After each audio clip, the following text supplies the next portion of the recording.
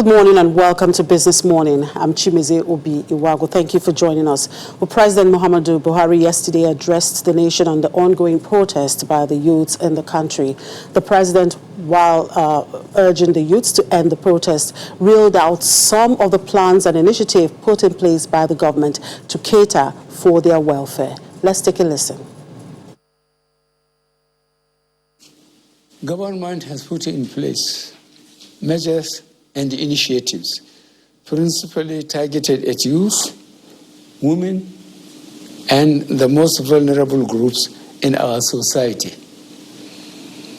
These included our broad plan to lift 100 million Nigerians out of poverty in the next 10 years, the creation of 75 billion Naira National Youth Investment Fund to provide opportunities for the youth and the micro, small, and medium enterprises survival fund, through which government is A, paying 3 months' salaries of the staff of the 100,000 micro, small, and medium enterprises, B, paying for the registration of 250,000 businesses at the Corporate Affairs Commission. C, giving a grant of 30,000 Naira to 100,000 artisans. And D, guaranteeing market for the products of traders. These are in addition to many other initiatives, such as A, farmer money, B, trader money, C, market money, D, N-Power, E, N-Tech, and F, N-Agro. No Nigerian government in the past has methodically and seriously approached poverty alleviation like we have done. With regards to the welfare of police personnel, the National Salaries, Income and Wages Commission has been directed to expedite action on the finalization of the new salary structure of the members of the police force. The emoluments of other paramilitary services are also being reviewed upwards.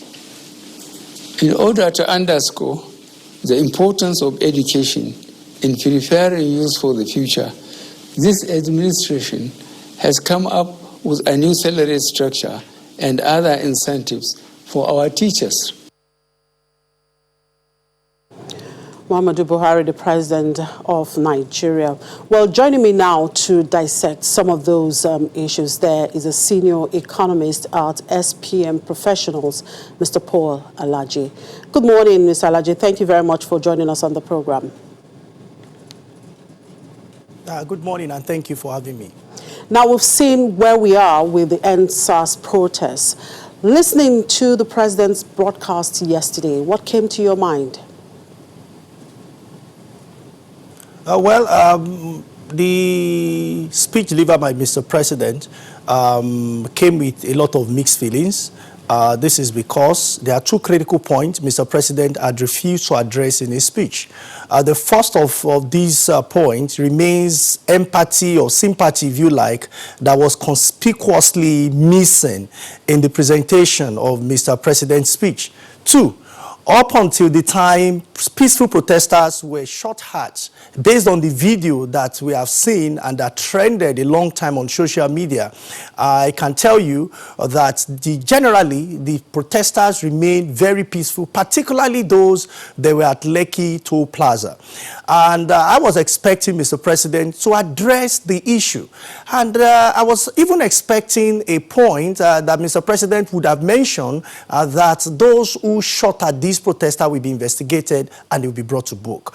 Because before we talk about the economy, we first need to deal with the psychology, the trauma of average young person in Nigeria today who feels that if he protests, his right or his life may be at risk. Apart from that, I also have seen a number of things that Mr. President said his administration is doing. We talk about increasing salaries for paramilitary and that of police, which I think is commendable. It's one of the demands that the protester had called 545 based on what they have made available and also passed to Mr. President through the Lagos State Governor, Babajide Sanwo-Olu. I think it's one of the things they have mentioned, and he has also said they are working on the remaining. I was also expecting Mr. President to give timeline based on what the protesters had demanded. Maybe a month, 2 months, 6 months, but this was not mentioned at all. So it leaves us with a number of worries. Yes, he said about 250,000 business registration.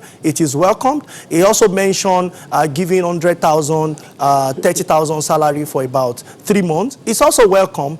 But you see, the fundamental issue that bothers our youth today is the resultant effect is what we are witnessing all around the southern part and some other parts even in the north in Nigeria today, which of course is gradually leading to violence all around the country. The neglect, deprivation, poverty, and hunger, use of political thugs. These are the things we are witnessing right now in Nigeria today. And some of the paymasters have now gradually becoming victims of these monsters that have been breeded by some individual. It is very unfortunate. It is condemnable. No matter what we call protest, it must not degenerate into violence. But also, those who are in charge of authority, who are the managers of economy, should provide for this economy and make the economy better so that in the coming period, we can all be proud that we have a country. All right, before we go into some of the nitty-gritties of what the president said in his broadcast, how do you think the investing public will interpret that speech? Well, like I mentioned earlier, the constituency that is directly affected, they are largely on social media, about 70% of them. And they are disappointed, to say the least, when you look at the trends of what many youth are saying about President's speech. It will leave you with a lot of worries. I think those who are the communication strategy of Mr. President and preparer of the speech have lost a major opportunity for them to speak to the conscience of protesting youth, particularly in Lagos State and the rest of Nigeria, to see that Mr. President is solidly behind them, and that he will do everything possible to bring those who have tormented them to books. I think we lost that opportunity. And you can also understand with Mr. President, perhaps that is why he quickly talked about programs in substitute of some of these things that might have happened to young people in Nigeria today. Okay, let's look at some of those plans that the president talked about. Now, first of all, we say the youths are the future, and no nation can develop without empowering its youths. Let's look at it. Unemployment rate is currently at 27.1%. Underemployment rate is at 28.6%. Youth unemployment rate happens to be the highest at 34.9%. Now, the president talked about measures and initiatives principally targeted at youths and women and most vulnerable groups, which of course include broad plan to lift 100 million Nigerians out of poverty. And I guess one of them is the measures they talked about, the creation of the 75 billion National Youth Investment Fund. Is this enough to tackle the rate of unemployment amongst the youths? Mind you, we have had several of such initiatives. Remember, the U-Win. How much impact has those had? Okay, so I will start with the 74, 75 billion Mr. President mentioned. According to the National Bureau of Statistics, Nigeria have an average of 135 million people. When you share that, it's less than 1,000 naira per head, per youth. So you see that it is a far cry. It is very low. It is highly insufficient compared to the number of youth and the kind of issues we have at hand. You talk about the issue of unemployment, and particularly youth unemployment, not unemployment, absolute unemployment, where you have over 40 million youth youth that are without job. And they say the idle hand is the devil's workshop. In his workshop, he does not have saw and hammer. What he has are weapons of destruction. And that is what we are part of what we are witnessing all around the country today. So I think that the plan, yes, it means well, but it's highly insufficient to solve the real issue. I can also tell you that China at a time in their history tried to do transfer earning programs to young people, but it never worked until China realized that there must be a coordinated support for private sector and also making a viable environment for private sector to thrive. That is when they took millions and 200 million people out of poverty within 2 to 3 decades. That's equivalent of our population. It is not rocket science to create jobs and to lift people out of poverty. And I give you an instance. Mr. President, for the first time, muted the idea of lifting 100 million out of poverty 12th June 2019, a year after an agency of government called National Bureau of Statistics released report to say unemployment figure increased, underemployment figure increased, and so many other rates that went south rather than improving. So rather than seeing significant improvement. I can also tell you that when you look at general economic outlook and economic post for the country, do you want to talk about inflation, which is 13.71%, or you want to talk about growth rates using GDP as a parameter, which currently, according to National Bureau of Statistics, is under minus territory. And not just minus, it's minus 6.10%, the highest deterioration in the last 5-6 years. And you see, all of this will leave us worried. I think the handlers of economy with Mr. President need to come out and say more through that there are issues that Nigerian economy is currently witnessing. One, that we have suffered from the last recession, 2016, and also the coronavirus pandemic has also inflicted on us. Definitely, 30,000 salary for 100,000 people, it is too insignificant, it is too low, it will not solve the real issues. I also think registering business, which is fine, but beyond business registration, when you come to capital input, what are we going to have? And I can tell you the real issue, which National Bureau of Statistics have started talking about, that in Q2 2019, Nigeria attracted over $6 billion as capital inflow.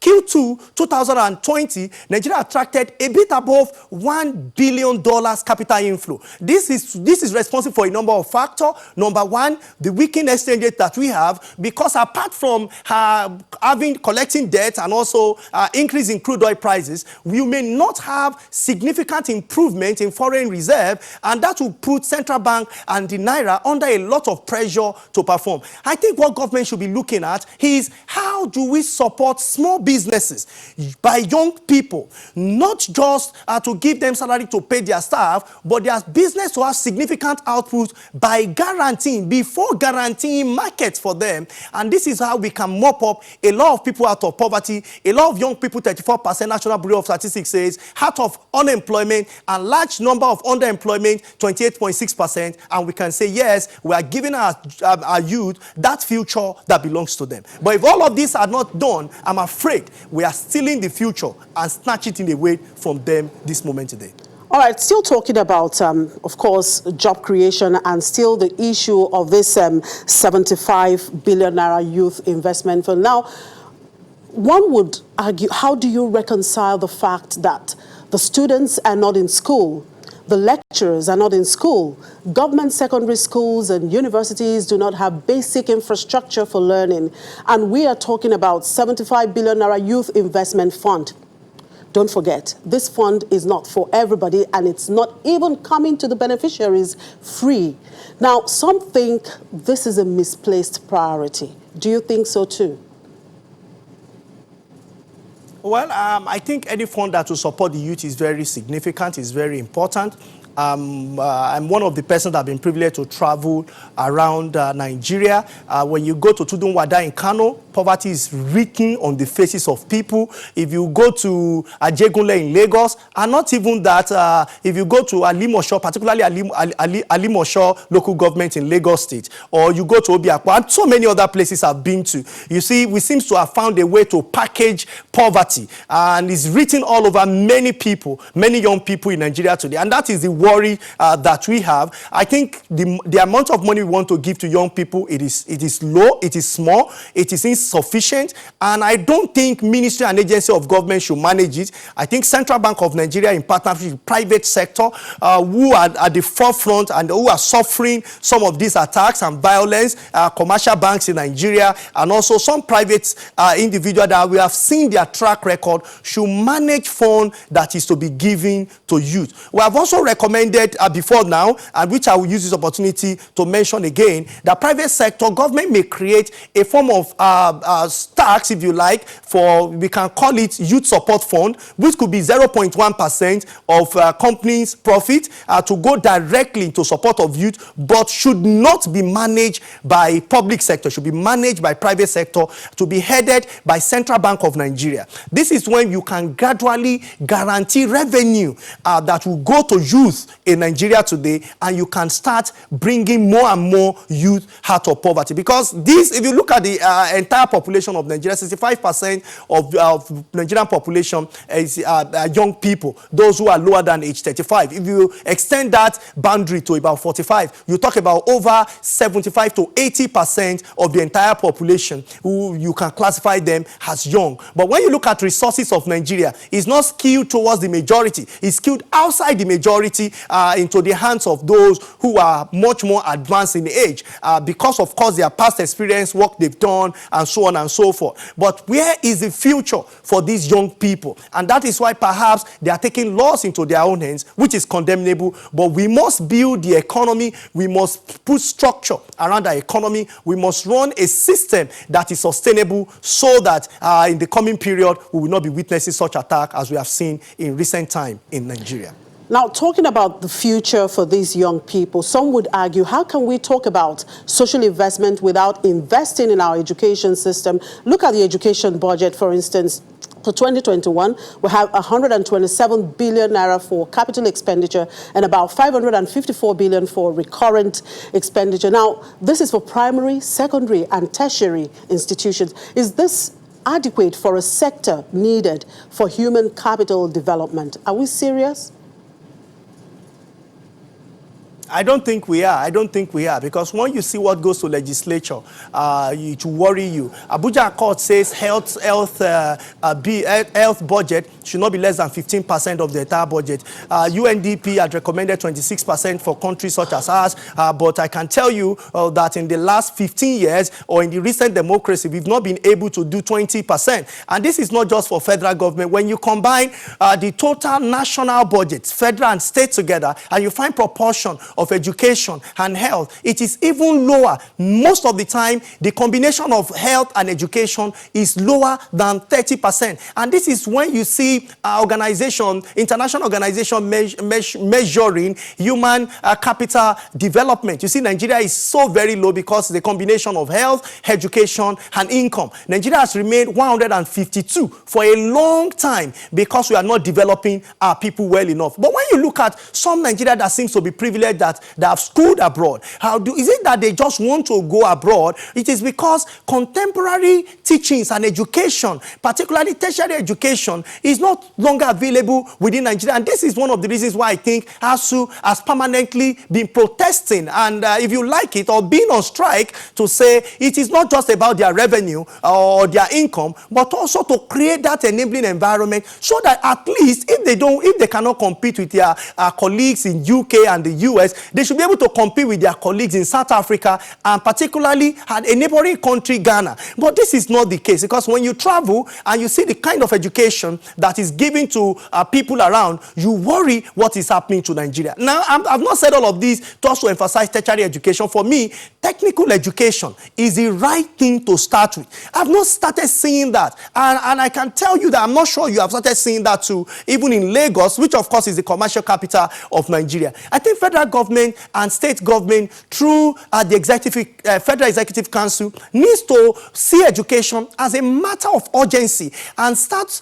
budgeting more and more for education for us to say we have a future at all. Because I'm not sure we are actually creating one by leaving our people uneducated. When you look at what we call out-of-school children, out-of-school children, what many people may not observe is they can say it's 12 million today or it's 15 million tomorrow. You see, in the next 5 years, out-of-school children will gradually become the youth, the people we have classified as hoodlums, because we have not educated them. We have not given them that future so that when they become young people, they will have jobs to do. But when we leave them uneducated, when we only laugh at them, oh, that they are Almajiri in the north, they are tout in the south, they are the children of the neglected. These children of the neglected, when there is a curfew, may go behind us to destroy assets that we have used our taxes to pay. And this perhaps is what we are witnessing. I strongly recommend for government to take education and health seriously before you start budgeting 75 billion or so to say you want to support youth whose skills are very minimal in the real sense of it. In this regard, that some people that argue that this is a misplaced priority is making their argument. Anyway, hold your thoughts there, Mr. Alaje. We'll get back to you on this conversation again. So we'll take a quick break, and when we come back, we continue with this conversation. Just stay with us.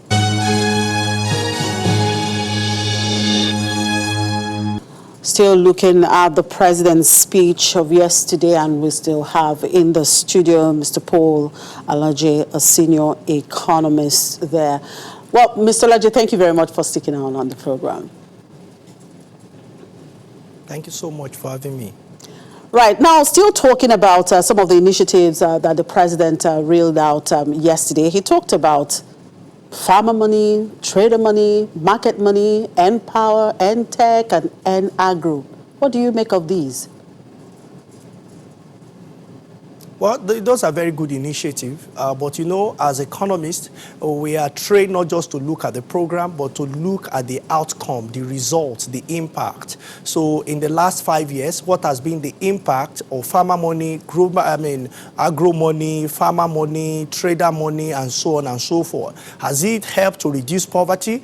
Has it helped to increase output? Has it helped to reduce unemployment? Has it helped to improve growth? The answer to all of this is no, no, and no.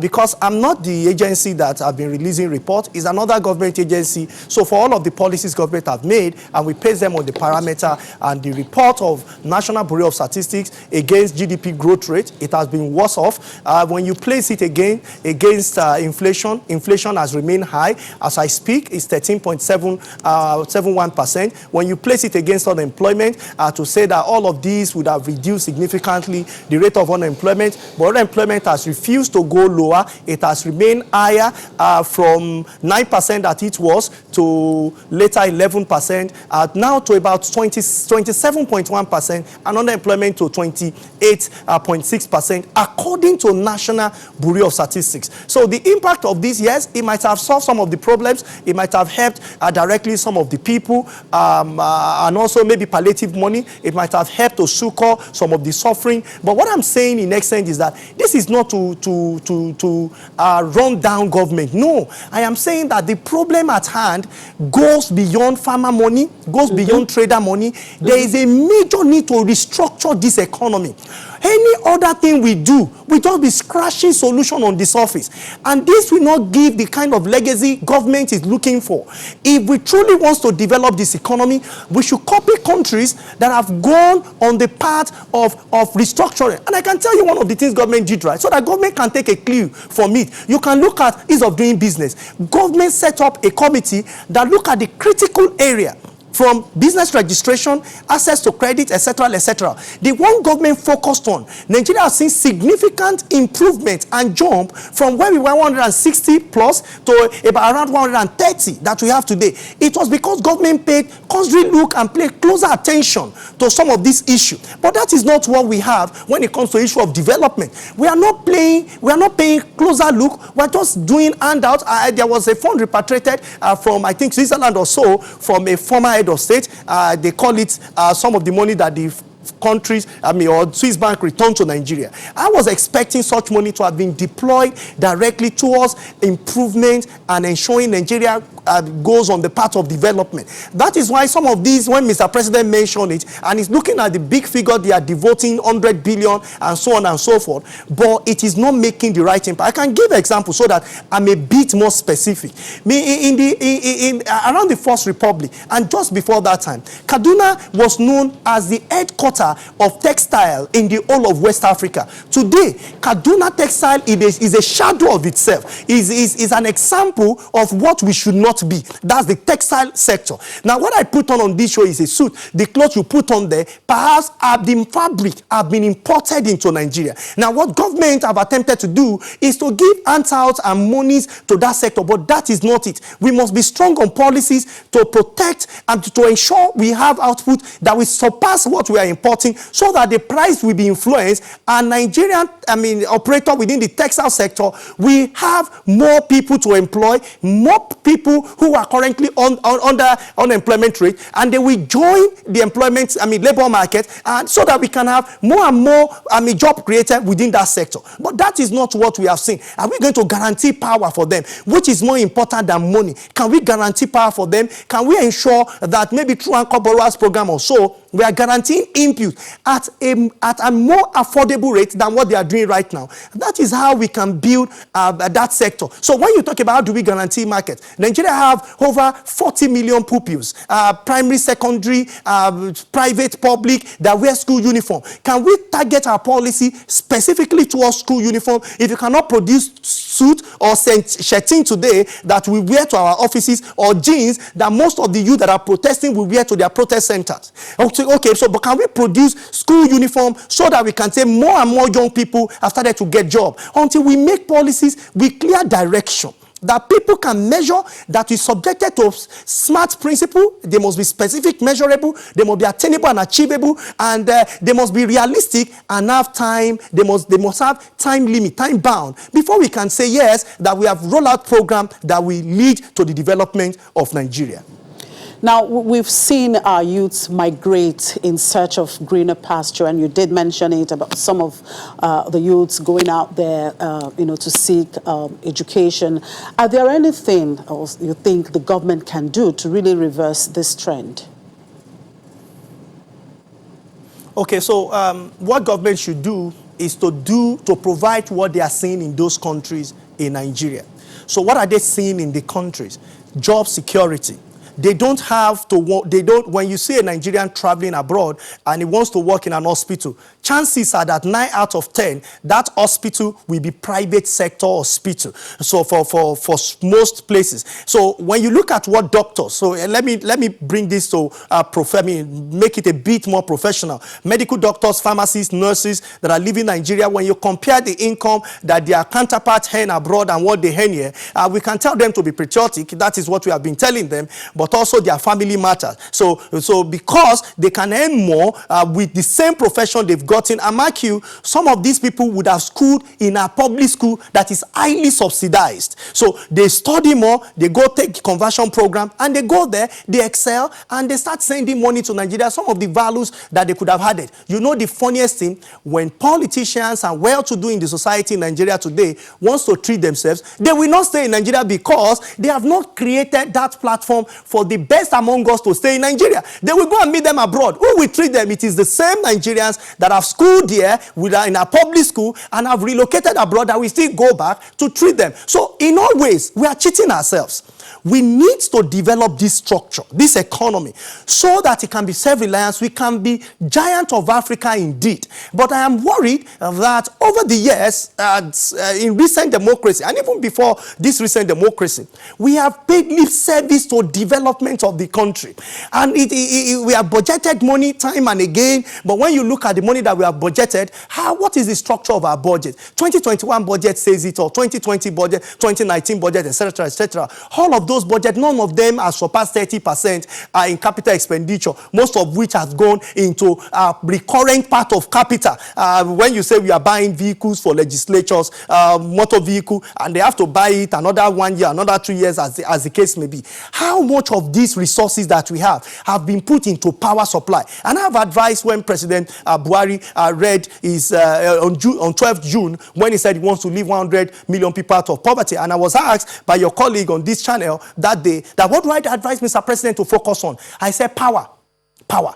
If Mr. President can give power, most of the youth will find a lot of things to do without direct government involvement. So instead of giving 30,000 naira, which I'm not saying is not good, but I'm saying is insufficient, get Nigeria have relatively constant power supply. When people go to United Arab Emirates, particularly city of Dubai or Sharjah, because power is constant, life is relatively better. This is 21st century. It will worry anyone around the world today that the largest country with largest population in Africa still struggle with power with a meager 3,500, 4,500 distribution of electricity in homes and for factories and industry. And we talk about high unemployment. I would be surprised if the next report by National Bureau of Statistics says unemployment figure will reduce. I would be so surprised. I will not be surprised if it increases, because we have not made adjustments, those economic adjustments that will make unemployment figures to go down significantly, and for Mr. President to achieve his aim of lifting 100 million out of poverty. And we can give example for the rest of the world. Number one is China. China seems to have gotten its power provision correctly, and that is why China was able to lift the entire population of Nigeria out of poverty in just 20 to 30 years. When you look at, and China, by the way, is the largest country in the whole of Asia. When you look at Germany, the largest economy in Europe, he has also gotten the issue of power correctly. So when you look at America, the largest economy in North America, he has solved power problem. When you look at Brazil, he has solved significantly power problem. But come to Africa and you come to Nigeria, the largest economy, the largest population, what is missing? Power, policy, and priorities of government. That is why from time to time there seems to be issue strike. There is hardly a year you will not hear of either ASU strike, or you hear of health worker strike, or you hear of all manner of strike, because we want to run a market economy using a socialist approach. So the kind of economic structure is actually highly unclear. Are we running a socialist program, or we are running market-driven program? It is not clear. It's a bit of confusion, because one moment we say we are market economy, but government is the largest employer of labor. If government is not paying salary, the entire economy is grounded. If budget is not passed, the entire economy is grounded. Private sector cannot function really well. So these are major worries and major concerns. And I think strongly Nigeria should restructure the economy today. We need to restructure the economy. We are only buying time if we truly want Nigeria to remain dominant on the map of the world in terms of economy, and to see even people coming to Nigeria to seek job, and for job creation to be one of the things, attraction for our youth and those that have traveled to come back home. We need to restructure the economy. We have enough resources, both natural and, most importantly, the resources that is most important is human resources. We have it in abundance. Some of them are educated, some of them are not. Some of them could be educated, but if we don't restructure the economy the way it is today, I doubt if we will not continue to see more and more of repatriation. And some persons will say it's brain drain, but you know the West is telling us new thing, that it is brain circulation. Whether you call it brain circulation or not, the question is, who is gaining the gain? Who is earning more? Who is adding value? Are they adding more value to us, or they are adding more value in those countries? And Nigerian government should wake up. Authorities should wake up to realize that if we don't keep the best among us here in Nigeria, we will continue to spend our money abroad to get treatment, to get education, over 1.5 trillion every year to import education to Nigeria. I think it will worry. And that is why Central Bank will be handicapped at some point in defending Naira, because many people want to go to school, many people want to go on health tourism, and so on and so forth. I think authorities should do the right thing. This is completely outside jurisdiction of monetary authority, fiscal authority, and indeed government, federal, state, and local government must have urgent meeting on economic restructuring, which is so very important. And I think we will do it at this moment today. Right. All right, just before I let you go, Mr. Paul Alaji, yes, we've heard so much about what the government should really do. Now, for the youths that are agitating, what advice would you give them at this point? I understand that a lot of Nigerian youth are law-abiding. The videos we are seeing on social media is a very, very low amount of youth. We saw protesters how they organize themselves on streets of Lagos, on streets of Port Harcourt. The president has said he has started to implement some of the policies. I will not want to say Nigerian youth should continue to disobey law and order. Rather, if Nigerian youth still feels they want, they still have some other things they want to agitate for, I think we can another method of maybe town hall meetings should be organized by those organizing the protest rather than occupying streets at this moment today. We've lost too many young people in Nigeria. I'm afraid these are the future that can develop our country that we are losing to gunshot of unidentifiable persons. But I strongly believe if these persons still feels they want to continue their concerns, they can adopt another method, perhaps even social media platforms, which they have used to ensure that government particularly provide some of the things they think are very important and they are fundamental human rights. Well, thank you very much, Mr. Paul Alaji, for your time on the show today. Thank you for your contribution. Paul Alaji is a senior economist at SPM Professionals. Thank you for your time. Okay, let's look at Thursday's activities at the equities market with Edidiong Erwan. Eddie, well, the market decided to go up yesterday, irrespective of that, the unrest. And I understand, right, so. Good morning, Timmy. You're right. The market rebounded yesterday, but that was largely due to interest in MTN Nigeria and Stanbic Bank. Just like you mentioned, the market lost about 0.75% on Wednesday, and we won't be wrong if someone would say that was due to, what was going on in the country, or someone would literally say Lagos was on fire on Wednesday, and that dampened investors' sentiment. So the market rebounded yesterday by 0.40% to 28,563.87 points, while the equity cap was at 14.929 trillion naira. Volume was lower by about 4% yesterday, but value increased by about 30%, and all of that was traded in 3,375 deals. Just like we see, sentiments were mostly, largely driven by MTN Nigeria, because all the sectors we track, apart from industrial goods, were negative. Industrial goods was up 0.15%, and that was due to gains from Lafarge Africa. But let's talk to Tajuddin Olayinka, a stockbroker at Valmont Securities. Good morning, Mr. Olayinka. Thank you for joining us on the program. Yeah, good morning. How would traders or stockbrokers like you react to what's been happening in the country? And do you think that the president's speech yesterday would have any impact on investor sentiments today? Well, I want to think that, the president's speech somehow, will be valued in the context of, driving stability across the country. So that at least somehow, we expect to see, semblance of peace, even though some say they are not too comfortable with that speech. But the truth is that, we expect to see some semblance of peace across the country. And so that will give hope for investors who are actually trading all, who are trading non-markets. We've seen some Q3 earnings coming into the market now, Guinness, United Cap, and some other companies. How would you say that these companies have performed? Well, I haven't seen that of Guinness, but I know that I've just gone through just a few of them.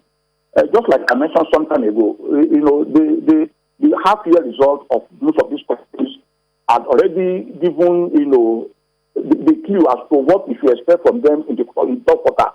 Those results we have seen so far are not bad, especially if you look at the one from Airtel.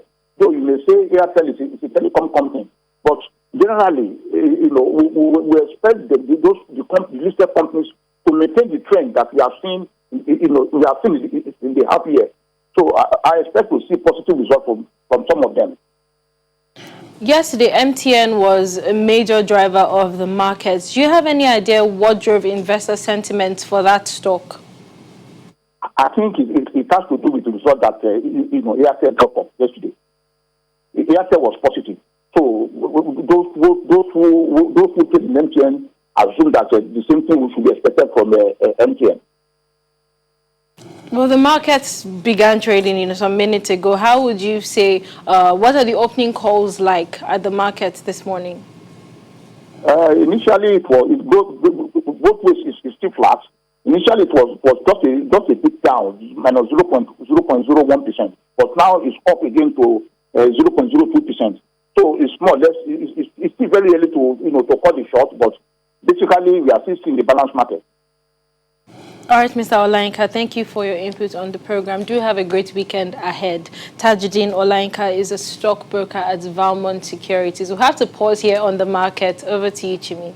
Thanks, Eddie. Well, we'll take a break, and when we come back, we do an opening call to London and then get back to you.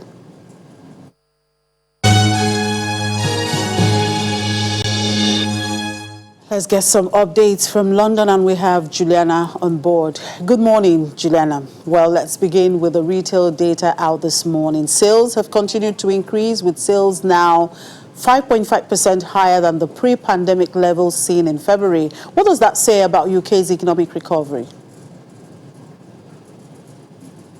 That's pretty good data for retail, particularly in online spending and in home improvements. We know a lot of people obviously have been working from home over the past couple of months, and many people have been purchasing DIY items, trying to get that Zoom background looking pretty swanky. And it has been reflected in the data we've seen in September that month-to-month growth rose by 1.5%. In the 3 months to September, retail sales have grown by 17.5%, and actually now we are 5.5% higher than pre-pandemic levels, which is really great. And as I said, lots of this is to do with online spending and DIY spending. But a lot of economists this morning really see this figure as the peak of retail. Really, next week marks the end of the government's furlough scheme, which means consumer spending is likely to fall. And as we've seen over the past couple of weeks, so many regions are going into these different tiers. And because people are working from home, people are in the majority of areas across Britain not allowed to socialise with their friends inside pubs and restaurants. It's unlikely that they'll be spending money on buying new clothes. And the Chancellor has announced a new support deal amid concerns over mass unemployment. What are the details? Well, it's still a little bit sketchy, even though Chancellor Rishi Sunak did outline these details yesterday in the House of Commons. Of course, again, Britain currently has these new restrictions. Well, England has these new restrictions, tiers 1, 2 and 3. There's been so much jostling about what support is going to be available if you are in tier 2. So at the moment, tier 1 is really what the entirety of England is in, which is the rule of 6. Some regions, including London, are in tiers 2, which means you cannot socialise with any other household. But as it was standing before the announcement, you couldn't receive any government support for businesses if you were on tier 2. So that's been scrapped now.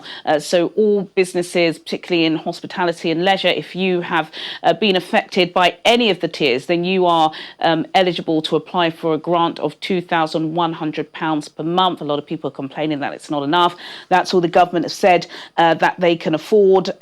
This will also be eligible for people who are self-employed, people who are freelance. So there are lots of options that Rishi Sunak, the Chancellor, has been given.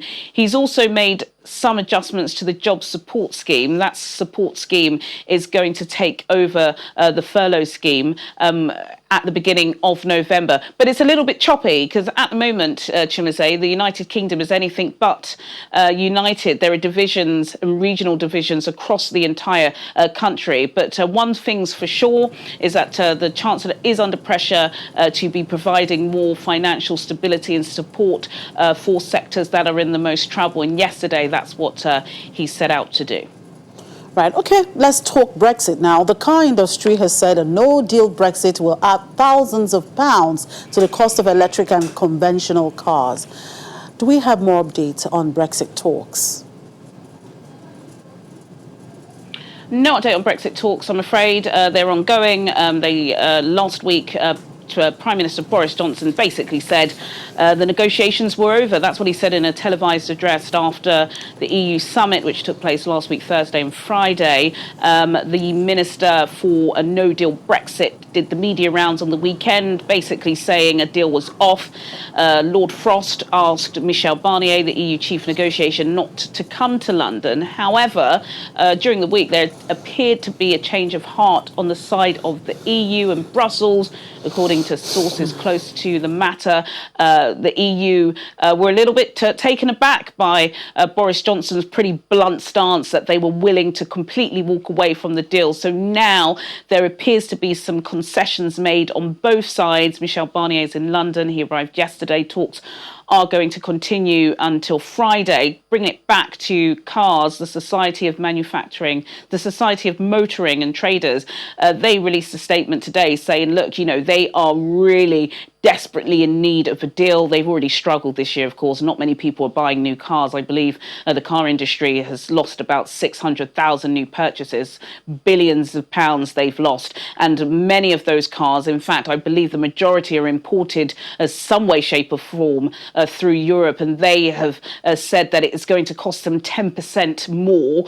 So if you buy a car for £19,000, you can put an extra £2,000 on that, and they just don't feel it's enough. And so a lot of people are hanging on the talks. Will it be a deal? Will it not be a deal? We just don't know. But perhaps on Monday I'll have an update for you, Chime. Absolutely. All right, in the meantime, we expect more update from you later in the day.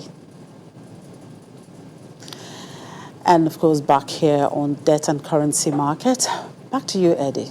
I mean, just before we go to the fixed income markets, unlisted securities markets was unchanged yesterday at 717.10 point, while the market cap was at 526.76 billion naira. We saw just 1,000 units worth 1,350 naira traded in one deal. The bond market was bullish yesterday as average was contracted by about 24 basis points. But just before we go on with a review of the markets, let's talk to Ifoma Onyejekwe, a fixed income trader at UBA. Good morning, Ifoma. Thank you for joining us on the program. Good morning. So there was a CBN OMO auction yesterday where about 100 billion naira worth of OMO notes were auctioned. What was the turnout like, and where was investor demand strongest at? The turnout was very strong. We saw subscriptions 3 times what was offered, and investor demand was mostly on the longer end of the curve because that is the deal with the highest stop rate. Current stop rate stopped at 8% compared to previous one of 8.45%, which was in line with market expectations of Chinese stop rates. Okay, so apart from the OMO auction yesterday, we also had a bond auction by the DMO where the DMO offered about 30 billion naira. What was the turnout like, and how did that affect trading yesterday, and how will that impact trading today as well? Yeah, the turnout was also really strong. We saw 15 billion offered compared with over 200 billion subscription. And then because of the lost bids, we saw a lot of people come strongly bullish into the market to buy on the belly of the bond curve. This is also going to affect, this is going to spill over into today's trading day. However, we expect the stride of the bullish reaction to be tempered owing to the political unrest in the nation currently. Ifoma, thank you for your input on the program. Ifoma Onyejekwe is a fixed income trader at UBA. Now, just before we close, we had 22 deals on the bond market yesterday worth 9.82 billion naira. The Nigerian Treasury bills market was also bullish yesterday. We saw 5 deals worth 2.14 billion naira, while the OMO market was really quiet, and that was due to investors' attention on the auction. Hopefully, we'll see some activity in that segment of the market today. We'll have to leave it there on the market review, Chimi. Well, that's the last trading for the week. Anyway, we'll say perhaps thank God it's Friday. So on that note, we draw the curtain on today's edition of the program and, of course, for the week. Thank you for watching. I'm Chimizi Obi Iwago.